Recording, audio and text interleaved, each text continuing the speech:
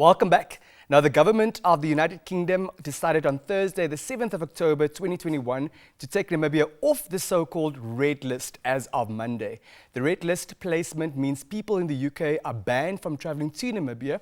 Now, the UK removed 47 countries from the red list, leaving only 7 red destinations. With more details on this, I'm now joined by His Excellency, the British High Commissioner to Namibia, Charles Moore. Good morning, sir, and welcome to Good Morning Namibia. Good morning, John. Thank you. Help us understand, sir, in the first instance, what the concept a red list country entails. Certainly. Well, back in May, when we introduced traffic lights for opening up international travel, we decided that we needed a red and green list to more easily understand the risks to UK public health for people travelling to or from those countries. And Namibia was among 40 countries or so put on the red list at that time, due to concerns about the things like the rates of new infection and variants of concern. You've already touched on it, sir, but how exactly does the UK go about rating the safety of a particular country? Well, it's about the safety to UK public health was the key topic that they were considering, and that comes from a number of criteria that they looked at from a scientific point of view, including the variants of concern, the variants, any new variants or variants of interests, which were found by genomic sequencing, the rates of infection, the rates of vaccination.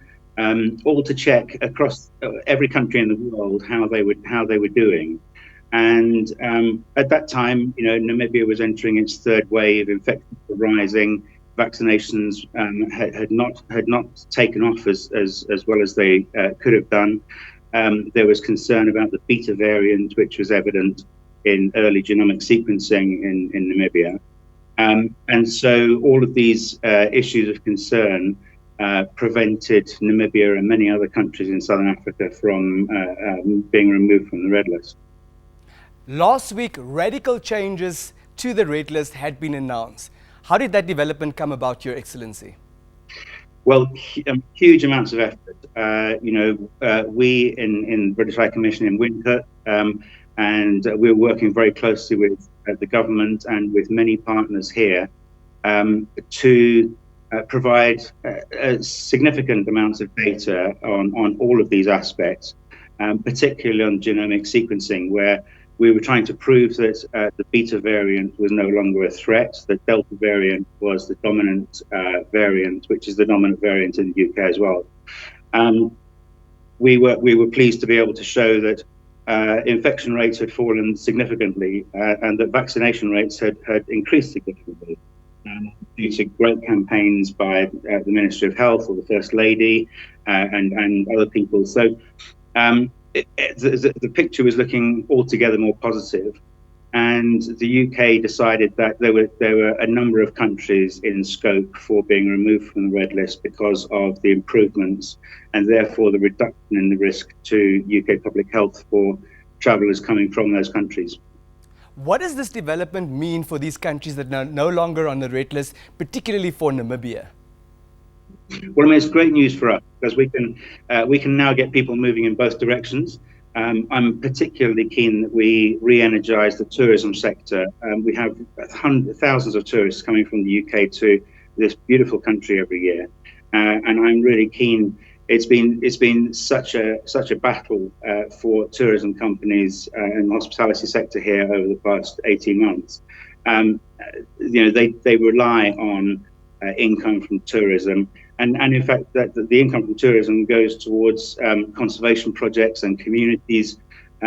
So we really need to re-energise that, get tourists back into the country. Also trade. We have people coming out from the UK to look at the fantastic investment opportunities that Namibia offers, and I would be very keen for Namibian businessmen to visit the UK as well, so that we can increase our bilateral trading relationship. So it's all round a positive move. Your Excellency, from our understanding, 7 countries remain on the red list. Why is that the situation? Well, there's 7 countries remaining on the red list, and principally they're for the same reasons, that they have variants of concern, like the mu variant, which is something that is seen to be a risk to UK public health if it spreads further. So rather like we had the beta variant in Namibia, which now there is no evidence of it pertaining now.